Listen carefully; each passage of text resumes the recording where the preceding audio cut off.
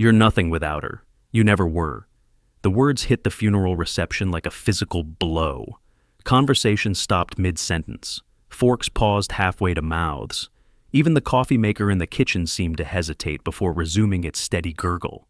My sister-in-law Claire stood beside the memorial table, her manicured fingers drumming against the mahogany jewelry box Sarah had left her. The sound was deliberate, sharp, like everything else about Claire. I sat near the back exit, still wearing my damp overcoat from the October rain. Water dripped from my sleeves onto the community center's worn linoleum. The fluorescent lights buzzed overhead, casting everything in that harsh, institutional glow that made everyone look slightly sick. Around us, folding tables stretched in precise rows, white tablecloths, plastic flowers, the scent of wilted lilies mixed with coffee steam, and the lingering smell of tuna casserole. Death had its own particular atmosphere, and this room reeked of it.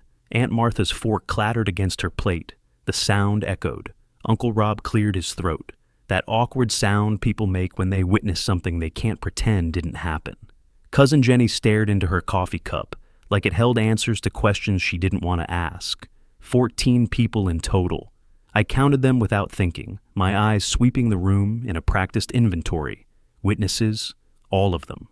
The wall clock read 2:47 p.m. Claire stepped closer to the memorial table. Her black heels clicked against the floor with each deliberate step.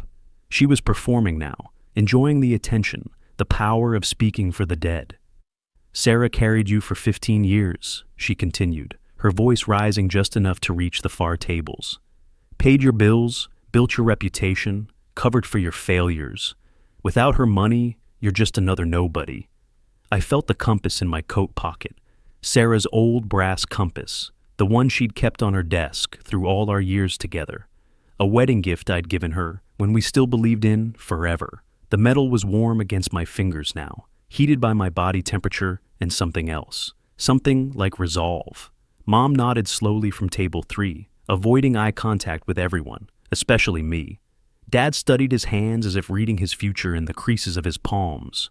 My brother Mark shifted in his chair but said nothing. The silence felt heavy and complicit. 15 years of family dinners, holidays, birthdays, and this was how they chose to remember me. Claire's fingers tapped against the jewelry box again. Sarah's grandmother's locket was in there, along with God knows what else. Family heirlooms that had somehow become Claire's inheritance. Funny how that worked. I pulled my phone from my pocket, holding it low, casual. The angle captured Claire's exact position relative to the memorial table, the lighting from the fluorescent fixture directly overhead, the faces of everyone who could see and hear this performance. This moment would matter later. Instead of defending myself, I nodded politely, respectfully, like a grieving widower should. The fluorescent bulb above Claire flickered, once, twice, then steady again. She expected rage, tears, desperate justification, something she could use against me later in whatever game she was playing. My calm response seemed to confuse her, which made her louder, more reckless.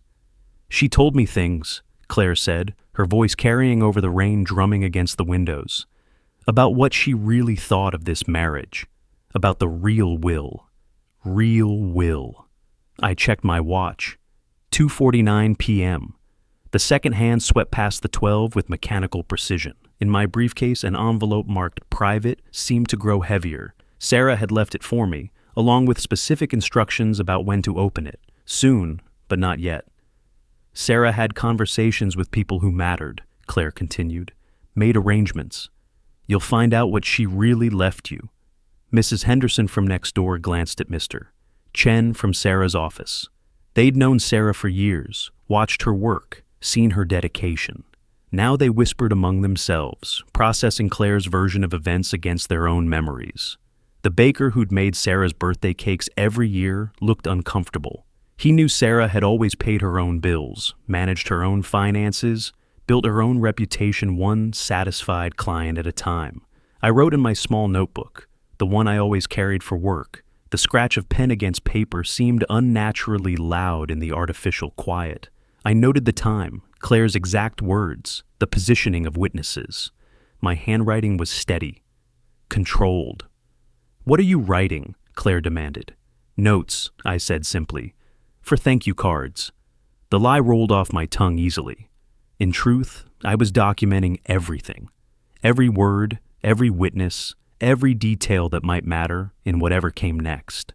Because Claire was right about one thing. Sarah had made arrangements, just not the ones Claire thought. Rain continued against the windows. Cars splashed through puddles in the parking lot. The coffee maker gurgled its final few drops into the glass pot. I stood slowly, gathering my coat and briefcase with deliberate care, shook hands with the funeral director, thanked him for his professionalism, nodded to Aunt Martha, who managed a weak smile despite everything. Claire watched from the window as I loaded my car.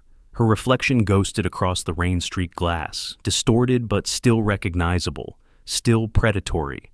The drive home took 12 minutes, windshield wipers keeping steady rhythm against the October rain. The compass in my pocket had cooled now, but its weight remained constant, reliable, true north, always true north, no matter how the world shifted around it. At a red light, I spoke aloud to the empty car. They thought it ended here. The light turned green. I pressed the accelerator gently, smoothly. No, hurry now.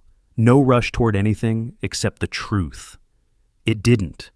The compass needle trembled in my palm that evening, its brass surface reflecting the lamplight in my empty living room. Sarah had given it to me on our wedding day, 15 years ago, with words that now felt like prophecy. So you'll always find your way back to what matters. The weight of it triggered something, a cascade of memories I'd been too busy surviving to properly examine. It started with Portland, December 2018. The promotion offer had been everything I'd worked toward. Senior marketing director, six-figure salary, corner office with windows that actually opened. I'd held the contract in this same living room, pen poised over the signature line, when Sarah's phone rang. Her mother, another hospital visit, another crisis that required Sarah's immediate attention and indefinite presence. "I can't leave her now," Sarah had said, not quite meeting my eyes. "You understand, right?" I'd understood, set the contract aside, called Portland the next morning to decline, took 3 part-time consulting jobs instead, piecing together enough income to cover our mortgage while Sarah focused on family obligations that seemed to multiply like cellular division. The couch became my office, then my bedroom when Sarah needed our room for video conferences with potential investors. Her consulting firm was struggling, she explained. She needed quiet space to work, to think, to rebuild. My checks went directly into her business account. For simplicity, she said, easier to manage cash flow that way. My name never appeared on incorporation papers, despite my investment. Despite the marketing proposals I wrote at 2 a.m, despite the client presentations I crafted while she slept. "You're so good at staying in the background," she'd said once. "It's a gift. A gift." Like invisibility was something to be grateful for. The Hartwell Christmas Party, 2019. Sarah's biggest client at the time. I'd spent weeks preparing the marketing analysis that landed them their 4th quarter campaign budget.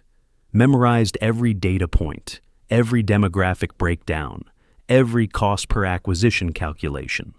"This is my husband," Sarah had told the Hartwell executives. "He helps around the office sometimes." Sometimes? Mr. Hartwell had smiled politely and moved on to discuss budget allocations with someone who mattered. I'd stood there holding a glass of champagne that tasted like failure, watching Sarah present my work as her own insights. Later that night, when I'd mentioned feeling overlooked, Sarah had sighed like I was being dramatic. "It's not about credit," she'd said. "It's about what's best for the business. For us. For us. Always for us, even when us meant her." The pneumonia hit in February 2020. Not the timing anyone would choose for nearly dying, but viruses don't respect convenience. 3 days in the hospital, IV drip in my arm, oxygen mask fogging with each labored breath. Sarah had attended virtual, board meetings from my hospital room. Her laptop balanced on the windowsill, camera angled to avoid showing my bed in the background. I'd listened to her discuss quarterly projections while my fever spiked to 103. "Sorry," she'd whispered during a brief meeting break. "This couldn't wait. Everything could wait except her business, everything except what mattered to her." Claire had visited on day 2, bringing flowers and judgment in equal measure. "You look terrible," she'd said, like my illness was a personal failing. "Sarah's been so stressed about the company. This really isn't good timing," as if I'd chosen to get sick, as if wanting my wife's attention during a medical emergency was somehow selfish. The red flags had been there all along, scattered through our marriage like breadcrumbs, leading to something I hadn't wanted to find. I'd been too trusting to look, too committed to notice the pattern. Sarah's home office, locked more frequently. "Confidential client work," she'd explained when I'd knocked, needing to retrieve tax documents from the filing cabinet. "You understand?" I'd understood, always understanding, always accommodating, always giving her the benefit of every doubt. The papers I'd glimpsed, marked confidential and estate planning, it disappeared whenever I entered the room. Conversations that stopped mid-sentence when I walked into the kitchen. Phone calls taken in the garage, in the basement, anywhere I wasn't. The storage unit discovery had been accidental. I'd been looking for Sarah's birth certificate, needed it for an insurance claim after her death, when I'd found the key hidden in her jewelry box. Small brass key, number 247, stamped into the metal. First National Bank. A storage unit I'd never known existed. Rent receipts dating back 3 years, paid from an account I'd never seen. Boxes labeled with my initials, but containing documents I'd never signed. Financial statements showing assets I'd never known we had. Or, rather, assets she'd had. My name appeared nowhere. The digital trail had been subtler, but no less damning. Log-in attempts on my email account from Sarah's computer. Search history cached on our shared laptop. Spousal financial rights. Post-nuptial agreements. Asset protection strategies. Late at night, when Sarah thought I was sleeping, I'd found browser windows minimized but not closed. Legal advice forums. Articles about protecting businesses during divorce. Consultation request forms for attorneys who specialized in complex marital dissolution. Our monthly dinners with Claire and Sarah's parents had become off-limits sometime in 2021. "Family business," Sarah had said when I'd asked about the sudden exclusions. "You'd be bored. Family business that didn't include family. At least, not the family I'd thought I was part of." The credit applications had been the cruelest cut. My social security number, my employment history, my financial information, all used to establish accounts that listed Sarah as primary contact. My credit built her empire while my name got smaller on every document. I'd found the receipts by accident, legal consultations tucked in Sarah's daily planner, business cards for estate attorneys I'd never met, notary stamps on documents I'd never signed, bearing my forged signature and yesterday's date. The neighbors had tried to tell me, in their careful, suburban way. Mrs. Henderson mentioning visitors I'd never met. Mr. Chen commenting on certified mail addressed to me that I'd never received. The mailman, Jerry, eventually admitting that Sarah had requested address forwarding for certain correspondence. "Thought you knew," he'd said, uncomfortable with the revelation. "She said it was temporary while you were traveling." I hadn't been traveling. I'd been home, working from the couch that had become my permanent office, while Sarah redirected my mail to places I'd never been. The insurance changes had been thorough and methodical. Policy beneficiaries updated without my knowledge. My life insurance premiums paid through Sarah's accounts, making her the payer and controller of my own death benefit. If something happened to me, she'd collect. If something happened to her, the money would go to accounts I couldn't access. Even my friends had been systematically pruned. Invitations gradually stopping, colleagues avoiding lunch meetings, social gatherings where I'd arrived to find myself uninvited, my presence somehow forgotten or deemed unnecessary. "We didn't want to bother you," they'd say. "Sarah mentioned you were too busy, too unimportant, too much of a burden to include." The photo metadata had been the final confirmation. Sarah's phone, which I'd inherited along with everything else, contained images I'd never seen. Screenshots of text conversations with Claire, pictures of documents, timestamps showing they'd been photographed during my business trips, evidence of coordination, planning, surveillance, bank statements showing transfers on specific dates, email headers revealing forwarded conversations, GPS data indicating visits to attorneys' offices, meetings I'd known nothing about. Sarah's laugh had changed sometime in our final year together. sharper when she discussed future plans, more secretive when she locked her phone, the new security measure that replaced our shared access code with something I wasn't meant to know, the password-protected laptop that replaced our shared computer, the locked filing cabinet that replaced our open record-keeping, the separate phone plan that replaced our family account. Piece by piece, she'd remove me from our life while keeping me trapped inside it.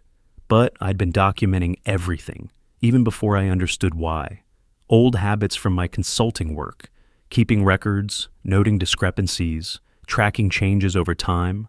What I'd thought was professional thoroughness had actually been survival instinct. Now, in my empty living room, Sarah's compass still, pointing true north in my palm, I understood something Claire and her family hadn't counted on. My silence hadn't been weakness. It had been documentation. My patience hadn't been acceptance. It had been preparation. My compliance hadn't been love. It had been evidence gathering, and I'd been very, very thorough. I returned from the parking lot to find Claire still performing for her captive audience. The fluorescent light above her had stopped flickering, casting her in that harsh, institutional glow that made everyone look like they belonged in a morgue. She'd moved closer to the memorial table now, her black dress catching the light as she gestured towards Sarah's photograph. The mahogany jewelry box sat beside the picture frame, its brass corners gleaming like small accusations. "He never understood what Sarah was building," Claire continued, her voice carrying that particular tone people use when they think they're speaking truth to power. Always in the background, always dependent, never really contributing anything of value. 14 faces turned toward me as I took my seat near the back exit. Some curious, some uncomfortable, all waiting to see how I'd respond to public evisceration at my own wife's funeral reception. I pulled out my notebook again, the small leather-bound journal I used for client meetings. The pen felt solid in my hand, grounding, real. 2:52 p.m., I wrote at the top of a fresh page. Claire Thompson continued remarks. "What are you writing now?" Claire demanded, her voice sharper than before. "Documentation," I said without looking up. Direct quotes. The word documentation seemed to unsettle her. Claire had been expecting emotional responses, tears, anger, desperate denials. Instead, she got clerical efficiency. A man taking notes like this was a business meeting instead of character assassination. She stepped closer, her heels clicking against the linoleum with each deliberate step. "You think you're clever, don't you? Sitting there with your little notebook, acting like you're above all this." I looked up from my writing, met her eyes directly. "I think I'm careful." Careful. She laughed, but the sound had an edge to it now. "Sarah used to say you were too careful, too afraid to take risks, too comfortable letting other people make the real decisions." When did she say that? Claire paused, momentarily thrown by the specificity of the question. "All the time. Family dinners, phone calls, whenever we talked about your situation." "Which family dinners? The ones I attended or the ones I wasn't invited to?" The room grew quieter. Even the coffee maker in the kitchen seemed to hold its breath. "The private ones," Claire said, recovering her momentum. "When Sarah could speak honestly about her marriage without having to protect your feelings." I wrote down her exact words, noting the timestamp. The scratch of pen against paper seemed unnaturally loud. Uncle Rob cleared his throat from table 2. "Maybe we should..." "No," Claire cut him off. "It's time someone said these things out loud." Sarah carried him for 15 years, paid his bills, built his reputation, covered for every failure and disappointment. He was dead weight, and she was too kind to cut him loose. The memorial photograph seemed to watch our exchange from its position on the display table. Sarah's smile, frozen in silver-framed permanence, offered no commentary on her sister's interpretation of our marriage. "Dead weight," I repeated, writing it down. That's Sarah's phrase, her exact words. I made a note of that too. Direct attribution, claimed by witness, funeral reception, multiple attendees present. Claire reached for the jewelry box, her fingers tracing its mahogany surface with possessive familiarity. She left this to me specifically, along with other things, important things you probably don't even know about, such as documents, papers, her real will, The phrase hung in the air like smoke from a candle that had just been blown out. I checked my watch, 2:54 p.m. The second hand swept past the 12 with mechanical precision, marking time in a moment that would matter later. "I'd like to see that document," I said quietly. "You will. When it's time. When the lawyers finish processing everything." Claire's smile carried too much satisfaction. Sarah made very specific arrangements about what should happen to her estate, about who deserved what. The compass in my coat pocket felt warm against my fingers. I'd been carrying it everywhere since Sarah's death, a habit I couldn't quite explain. Now it felt like an anchor, keeping me steady while everything else shifted around me. "She talked about you, you know," Claire continued, "about the marriage, about how she really felt. I'm sure she did. Do you want to know what she said?" The question was a trap. Say yes, and Claire would deliver whatever poison she'd prepared. Say no, and she'd interpret silence as fear, weakness, admission of guilt. I chose a third option. "I'd prefer to hear it directly," I said. "From Sarah." Claire's expression flickered. For just a moment, her confidence wavered. "That's not possible." "Isn't it?" The two words seemed to echo in the sudden quiet. Even the rain against the windows had softened to a gentle whisper. Claire recovered quickly, but not quickly enough. I'd seen the flicker, the moment of uncertainty that suggested she wasn't as prepared for this conversation as she'd thought. "Sarah's gone," she said, but she left instructions. Clear instructions about what should happen to everything she built.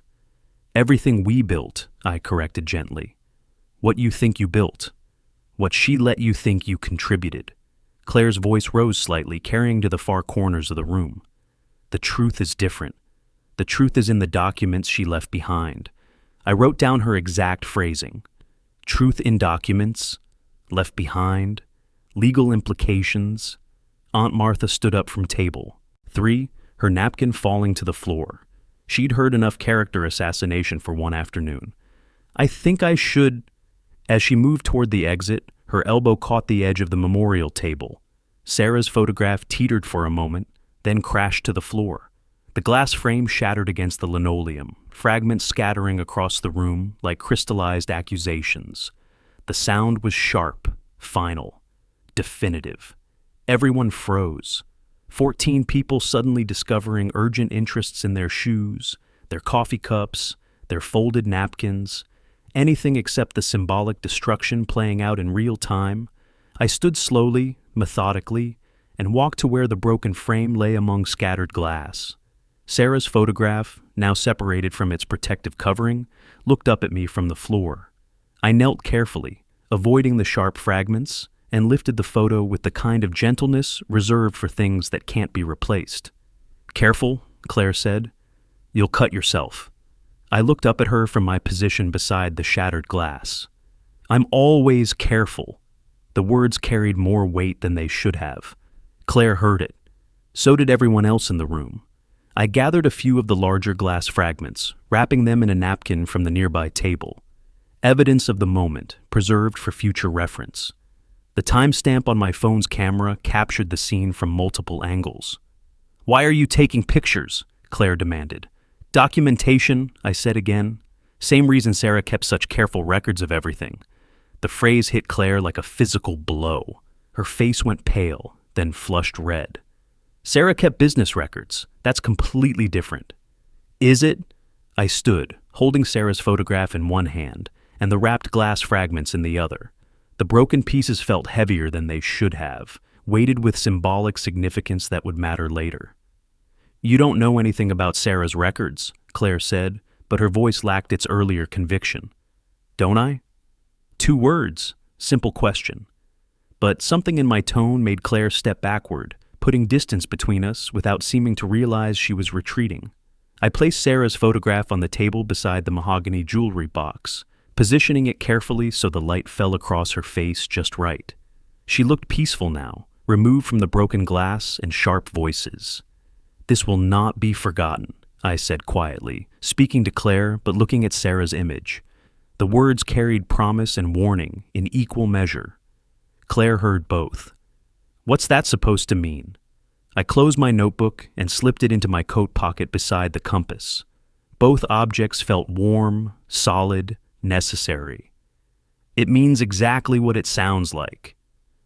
I shook hands with the funeral director, thanked him for his professionalism, nodded to Aunt Martha, who managed a weak smile despite the tension, made my way around the room, speaking quietly to each attendee, expressing gratitude for their presence during a difficult time, normal behavior, appropriate responses, the actions of a grieving widower maintaining dignity under pressure. Claire watched every interaction, her earlier confidence replaced by something approaching wariness. She'd expected rage, tears, dramatic confrontation. Instead, she got documentation, restraint, and the unsettling calm of someone who knew more than he was saying. The rain had intensified by the time I reached my car. November weather, unpredictable and cold. I loaded my briefcase carefully, protecting it from the moisture. Inside, the envelope marked "Private" seemed to pulse with its own heartbeat. Soon. But not yet. Claire's face appeared at the community center window as I started the engine, a pale reflection in rain-streaked glass, watching me leave. She looked smaller from this distance, less powerful, more uncertain. I adjusted the rearview mirror and backed out slowly, deliberately. No rush, no dramatic exits. Just a man driving home through afternoon rain, processing his wife's funeral reception and planning his next steps. At the first red light, I spoke aloud to the empty car. This will not be forgotten. The compass in my pocket held its position, true north, steady and unwavering, pointing toward whatever justice looked like in a world where truth had to be earned through evidence and patience. The light turned green. I drove toward whatever came next, windshield wipers keeping steady rhythm against the November rain. Behind me, the community center grew smaller in the mirror until it disappeared entirely. But the broken glass wrapped in napkins remained on the passenger seat, and the notebook in my pocket contained every word Claire had spoken. Documentation, evidence, truth preserved in pen and ink and careful observation. Some things, once broken, could never be repaired, but they could be remembered, they could be proven, they could be used. The compass had been Sarah's favorite possession, kept on her desk where she could see it while working late into the night. Now, alone in my kitchen at 11:23 p.m., 3 days after Claire's performance at the reception, I discovered why she'd treasured it so much. The brass casing had seemed solid for 15 years, unbreakable. But grief makes you notice things you've overlooked, and tonight my thumb found a hairline seam along the base. The slightest pressure, and the bottom compartment clicked open. Inside, a micro SD card no bigger than my fingernail, and a small brass key stamped with numbers I recognized. First National Bank. Box 247. My hands trembled as I held these secrets Sarah had literally kept close to her heart. The woman who'd spent our final years systematically erasing me from our shared life had also been preparing something, insurance maybe, or evidence of her own. The SD card contained 847 files. I knew because I counted them twice, my laptop screen glowing in the darkened kitchen while rain drummed against. The windows, audio recordings mostly. Sarah's voice captured during what sounded like phone conversations, timestamps dating back 18 months. "She's getting suspicious about the Portland job," Sarah's voice said in recording 0, 4/3 Feb 15th.mp3. "I need to move faster on the paperwork." Claire's response crackled through tinny phone speakers. "The attorney says we can backdate everything if needed. Make it look like you've been planning this for years." I paused the playback, checked the timestamp again. February 15th, 3 weeks after I'd declined the Portland position. 3 weeks after I'd chosen our marriage over my career advancement. Recording 0, 6/7. April 22.mp3 contains Sarah's voice discussing removing complications and protecting family assets. The family assets she'd built using my labor, my credit, my sacrificed opportunities, now needing protection from me. "He trusts too much," Sarah said in recording 103, June 8th.3. MP3. "Makes him easy to manage, but it also makes him dangerous if he ever figures things out." Dangerous. The word sat heavy in my chest. I'd been dangerous to my own wife, not through violence or threats, but through the simple act of existing in her carefully constructed narrative. The bank box key led me to First National at 9:15 a.m. the next morning. The safety deposit room smelled like metal and old paper, fluorescent lights humming overhead as I turned the key in box 247's lock. Inside, documents that rewrote everything I thought I knew about my marriage. Sarah's original will, dated 3 years ago, named me as primary beneficiary of her estate and business assets. Clear, unambiguous language drafted by Hoffman and Associates, a reputable firm downtown. Notarized by Maria Santos, Notary ID 447-1-TX on March 22, 2022. Beneath it, a more recent document, supposedly updating her wishes. Same letterhead, same attorney signature. But the paper felt different, slightly thicker. The notary stamp looked identical, but the ID number read 4471TZ instead of 4471TX, a subtle difference that would escape casual inspection. I photographed every page with my phone, ensuring the metadata would capture date, time, and location stamps. Then I called Rebecca Martinez.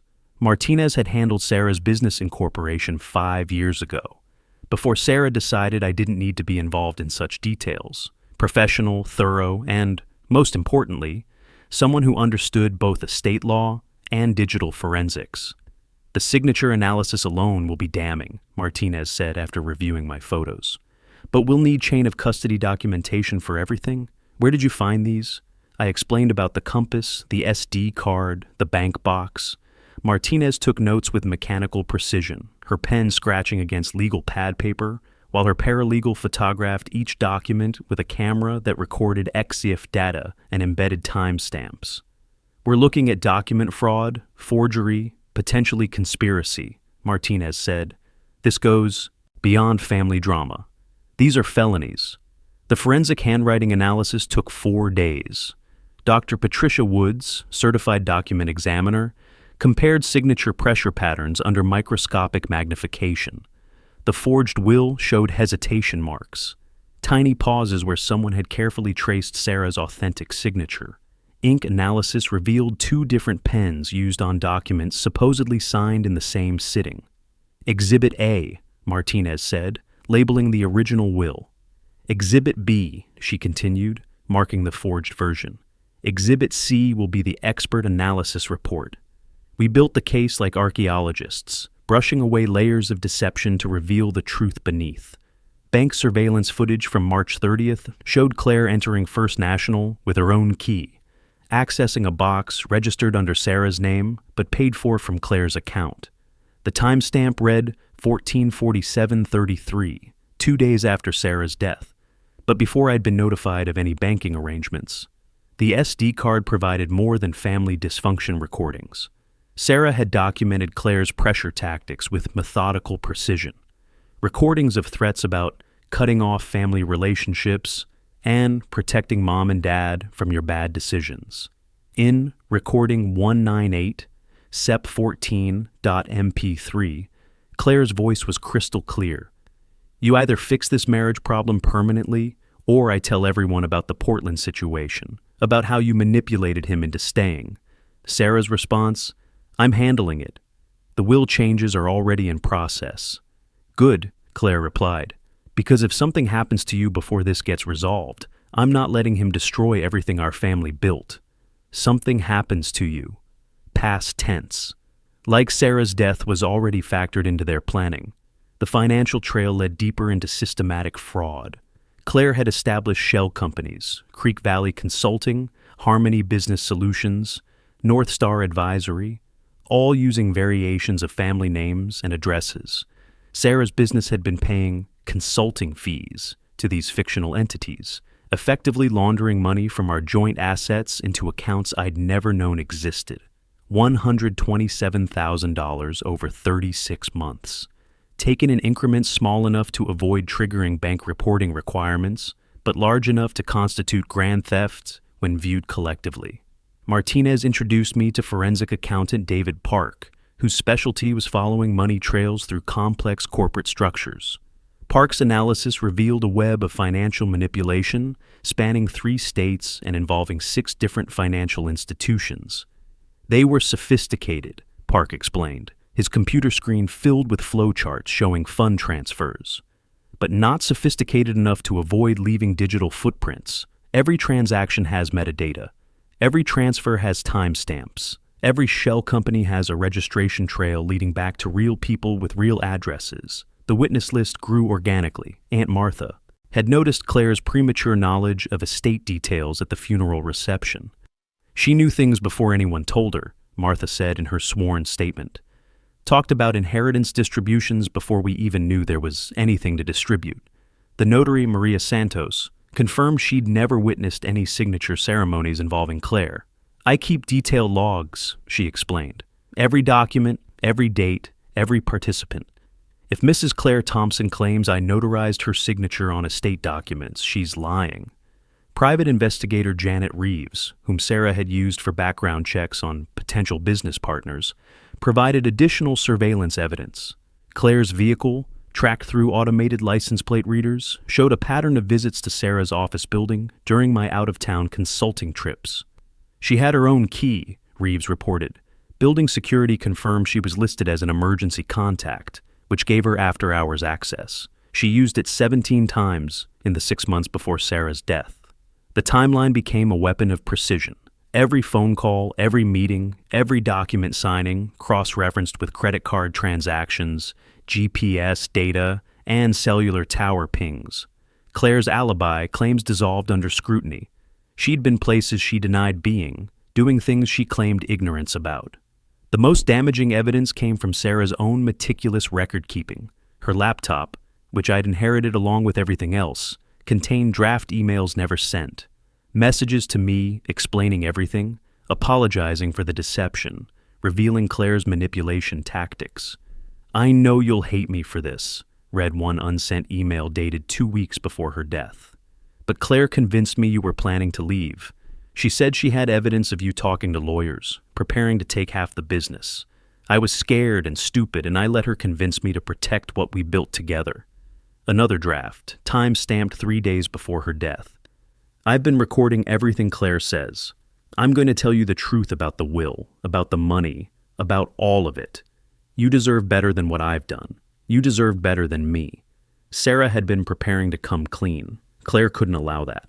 The backup systems Martinez insisted on bordered on paranoia, but paranoia serves justice when dealing with people who forge wills. Complete document sets stored in 3 separate locations. Martinez's office safe, my personal bank box, and a cloud storage service with military-grade encryption. Each piece of evidence received exhibit numbers, photograph documentation, and chain of custody forms signed by everyone who handled them. If this went to trial, the defense wouldn't be able to challenge our procedural compliance. Late nights became strategy sessions. Martinez and I mapped out potential counter-arguments, anticipated Claire's defense tactics, prepared for every possible courtroom scenario. The law demanded not just proof, but overwhelming, undeniable, systematically documented proof. She'll claim Sarah was mentally unstable, Martinez predicted. She'll say grief drove you to fabricate evidence. She'll argue the recordings were taken out of context. Let her try, I said, reviewing our exhibit list for the 12th time. We have timestamps, witnesses, expert analysis, and chain of custody documentation for everything. We followed every rule, documented every step. The night before our first formal proceeding, I sat in my empty house with all 847 audio files organized by date and relevance. Sarah's compass pointed true north on the desk beside my laptop. Its hidden compartment now empty, but its purpose finally clear. Sarah hadn't just been planning to betray me. She'd also been planning to protect me. The evidence of Claire's manipulation, the recordings of threats and coercion, the documentation of systematic fraud, all preserved in the one place Claire would never think to look, in the gift I'd given Sarah on our wedding day. The compass I'd inscribed with words that proved prophetic. Find your way home, she had. Finally. At 2:17 a.m., I closed the laptop and spoke to Sarah's photo on the mantle. I was ready. The compass needle didn't waver. True north. Always true north, no matter how dark the path or how long the journey. Tomorrow, we'd see if justice knew the same direction. The irony wasn't lost on me. The same community center conference room where Claire had delivered her funeral performance now hosted our formal mediation. Same fluorescent lights humming overhead. Same rain streaking the windows. But today, the folding tables had been replaced with polished oak, and the cheap plastic chairs with leather-backed seats that didn't scrape against linoleum when you moved. November 15th, 2:30 p.m. I noted the time automatically, a habit that had served me well over the past month. Claire arrived 12 minutes late, her heels clicking against the hallway tiles with that same deliberate rhythm I remembered from the reception. Her attorney, James Morrison from Morrison and Associates, carried a thin folder that suggested dangerous overconfidence. I sat across from them with Rebecca Martinez, our evidence organized in 3 bankers' boxes labeled Exhibits A through C. Sarah's compass rested on the table beside my legal pad, its brass surface catching the afternoon light streaming through the windows. Court-appointed mediator Patricia Kellerman reviewed preliminary filings with mechanical precision. She'd seen enough family disputes to recognize the difference between grief-driven squabbles and criminal fraud. Her expression remained carefully neutral, but her eyes lingered on our evidence boxes longer than on Morrison's single folder. "Before we begin," Morrison said, adjusting his glasses with practiced condescension, "I want to address what appears to be a grieving husband's confusion about simple estate matters. My client inherited certain items from her deceased sister, as families do. The suggestion of impropriety is both hurtful and legally baseless." Claire nodded with rehearsed solemnity. She'd dressed for sympathy today. Muted colors, minimal jewelry, the kind of understated grief performance that worked well with juries who didn't know better. "Mrs. Thompson," Kellerman addressed Claire directly, "you're claiming exclusive inheritance rights to your sister's estate based on a will dated September the 30th of this year." "That's correct," Claire replied. Sarah made her final wishes very clear. She wanted to protect family assets from... She paused, glancing at me with calculated pity. "From someone who never really contributed to building what she accomplished." Martinez and I exchanged glances. Claire was following her script perfectly, walking directly into the trap we'd prepared. "I'd like to review that will," Kellerman said. Morrison slid the document across the table. Same forged letterhead I'd seen in the bank box. Same carefully traced signature. Same subtle errors in notary identification that would escape casual inspection. "Thank you," Kellerman said, making notes. "Mr. Henderson, I understand you have concerns about this document's authenticity." "I do." I kept my voice level, professional. "Along with concerns about related criminal activity that extends far beyond estate distribution." Morrison leaned forward. "Your Honor, these are serious accusations being made without foundation. My client has been grieving her sister's loss while dealing with a family member who seems intent on..." "Let's see the evidence," Kellerman interrupted. Martinez opened Exhibit Box A with deliberate care. The banker's box contained 47 items, each photographed, cataloged, and preserved according to legal standards that would satisfy the most demanding court scrutiny. "Exhibit A-1, Martinez announced, placing Sarah's original will on the table. "Last will and testament of Sarah Elizabeth Henderson, dated March 22, 2022. Drafted by Hoffman and Associates, notarized by Maria Santos, notary ID 4471-TX. The document looked identical to Claire's version at first glance. Same format, same legal language. But this one named me as primary beneficiary of Sarah's business assets and personal estate. Claire's face shifted from confident sympathy to confused concern. "That's not..." Sarah changed her mind. She told me... "When did she tell you?" I asked quietly. "September, late September. She said she was updating everything." "Interesting timing." Martinez placed a second document beside the first. Exhibit A-2, forensic handwriting analysis conducted by Dr. Patricia Woods, certified document examiner. Her report concludes that the signature on your will shows hesitation marks consistent with careful forgery. The authentic signature shows natural flow patterns that can't be replicated through tracing. Morrison's confidence cracked slightly. Handwriting. Analysis isn't always conclusive. You're right, Martinez agreed, which is why we have corroborating evidence. Exhibit A-3. Ink analysis showing 2 different pens were used on documents supposedly signed in the same sitting. Exhibit A-4. Paper stock analysis revealing your document uses different letterhead stock than Hoffman and Associates has used since 2021. I watched Claire's face as the evidence mounted. Her carefully rehearsed expressions gave way to genuine fear, the kind that comes when someone realizes their careful planning has been discovered. "There's been some mistake," she said, her voice slightly higher than before. "Sarah definitely spoke with lawyers about updating her will. I was there for some of those conversations." "Which lawyers?" I asked. Hoffman and Associates, obviously." Martinez smiled and opened Exhibit Box B. Exhibit B1. Phone records from Hoffman and Associates showing no contact with Sarah Henderson after March 2022. Exhibit B-2. Attorney billing statements confirming no legal work performed for Sarah Henderson beyond the original will drafting. The stenographer's fingers moved steadily across her machine, creating an official record of Claire's lies crumbling in real time. Perhaps she consulted other attorneys, Morrison suggested, scrambling to recover. "That's possible," Martinez agreed. Exhibit B-3. Bank surveillance footage from First National, March 30th. Timestamp 1447:33. She placed a series of photographs on the table. Security camera images showing Claire entering the bank, accessing Sarah's safety deposit box, removing documents. The timestamp was crucial, 2 days after Sarah's death, but before I'd been officially notified of any banking arrangements. "How did you access a box registered in your sister's name?" Kellerman asked. Claire's mouth opened, then closed. No rehearsed answer for this question. Exhibit B4, Martinez continued. Bank records showing Box 247 was paid for from an account registered to Claire Thompson. Despite being listed under Sarah Henderson's name, the account was established 18 months ago. The timeline was damning. Claire had been planning this long before Sarah's death. "And now for the most compelling evidence," Martinez said, opening Exhibit Box C. Exhibit C1, micro SD card containing 847 audio recordings, recovered from Sarah Henderson's personal effects.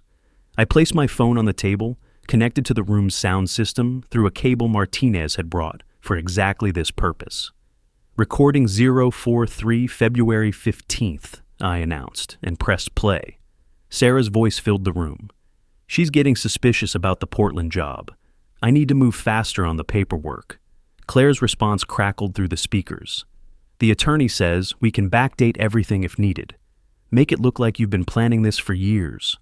The silence in the room felt physical. Even the fluorescent lights seemed to buzz more quietly. "Recording 198 September 14th, I continued, Claire's voice crystal clear. "You either fix this marriage problem permanently, or I tell everyone about the Portland situation. About how you manipulated him into staying." Sarah's response, "I'm handling it. The will changes are already in process." Claire's reply, "Good. Because if something happens to you before this gets resolved, I'm not letting him destroy everything our family built." Kellerman stopped taking notes and stared directly at Claire. "Mrs. Thompson, do you recognize these voices?" Claire's attorney placed a restraining hand on her arm, but she pushed it away. "Those recordings are taken out of context. Sarah and I discussed family finances all the time. That doesn't mean..." "Recording 267, October 3rd, Martinez interrupted, playing another file. Claire's voice, "The Henderson problem needs to be solved before he figures out what we've been doing.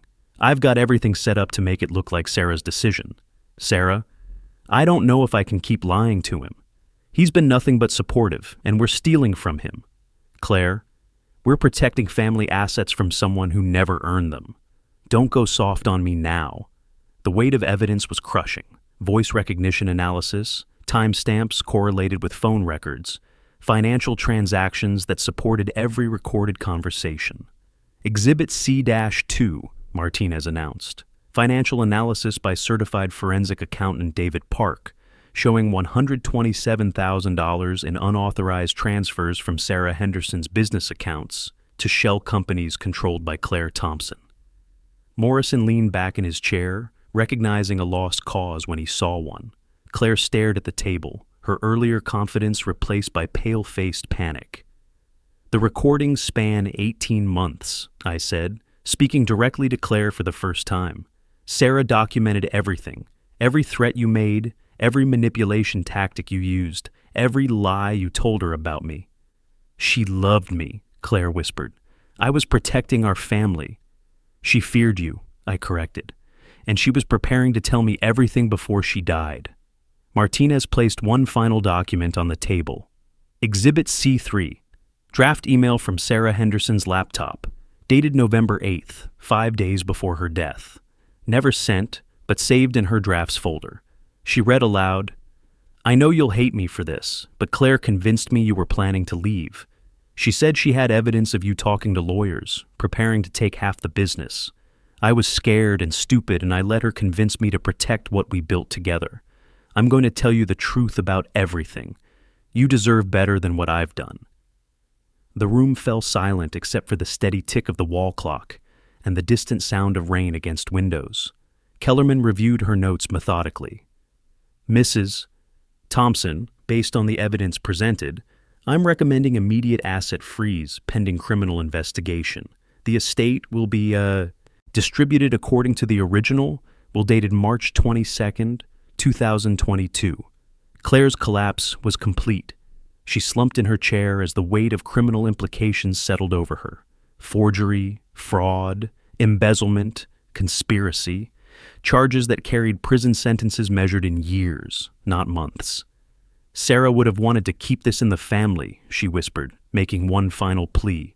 I reached across the table and picked up Sarah's compass. The needle pointed true north, steady and unwavering despite everything that had happened around it.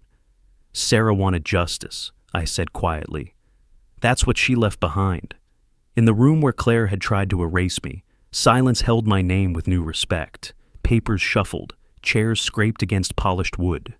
Truth settled into its rightful place. The compass needle never wavered. True north. Always true north.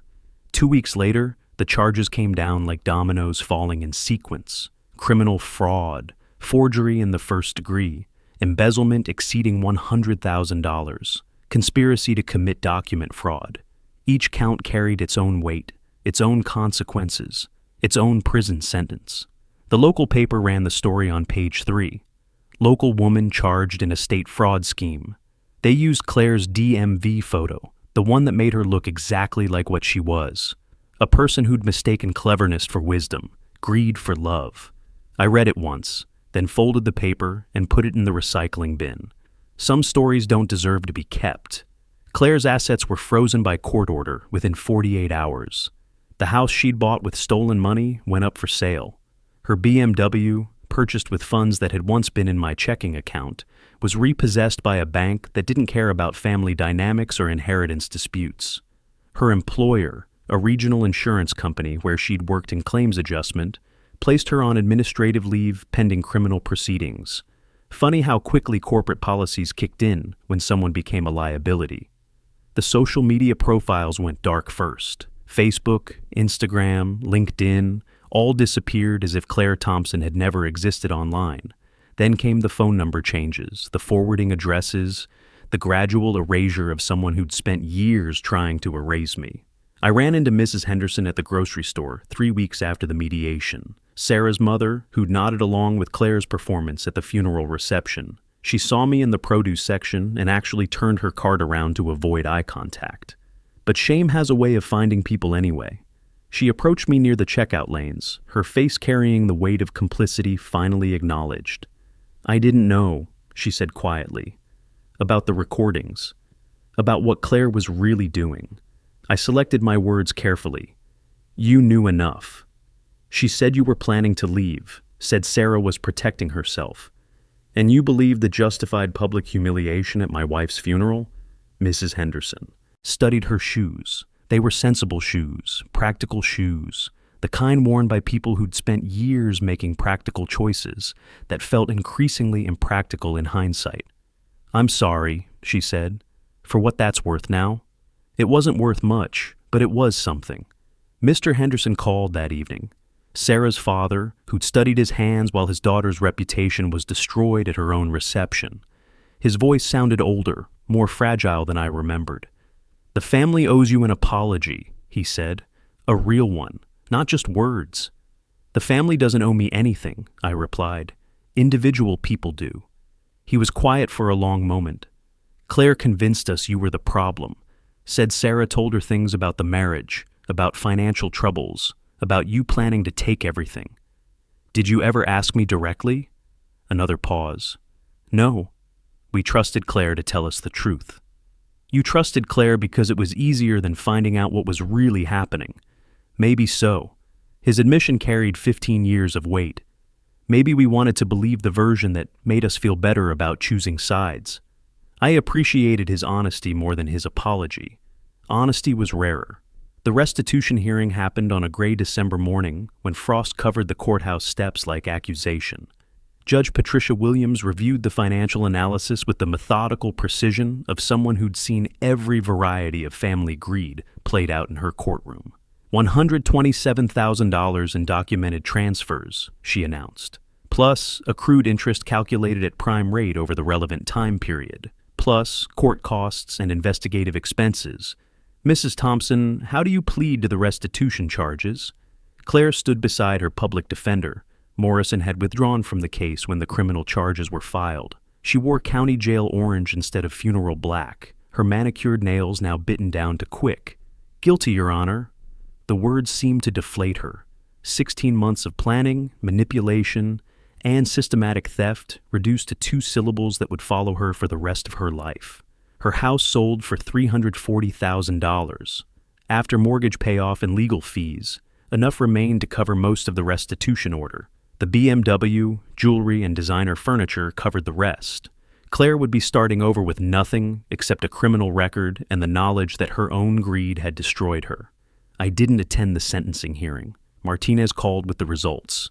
36 months in state prison, followed by 5 years probation. Restitution paid in full. No contact orders protecting me from future harassment.